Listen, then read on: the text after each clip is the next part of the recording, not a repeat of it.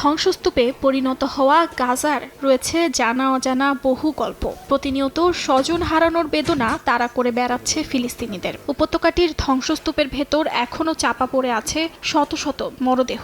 হারানো স্বজনদের স্মৃতি বয়ে বেড়াচ্ছেন অনেকে। এমনই একজন সোহাইল আল মাজদালাউই। ইসরায়েলি হামলায় তার পরিবারের 17 সদস্য প্রাণ হারান। ধ্বংসস্তূপের নিচে এখনো 6 জনের মরদেহ চাপা পড়ে আছে, যাদেরকে ভারী যন্ত্রপাতির অভাবে বের করে আনা সম্ভব হয়নি।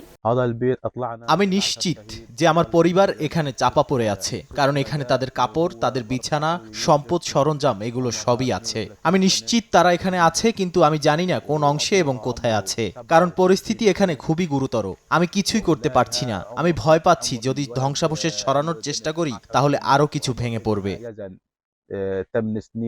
গাজায় সোহাইলের মতো অনেকেই এই পরিস্থিতির মধ্যে রয়েছেন। মুসলিম রীতি অনুযায়ী পরিবারের মৃত সদস্যদের কবর না দিতে পারায় আশাহত অনেক ফিলিস্তিনি। অর্চিতা শাহজিন, সময় সংবাদ।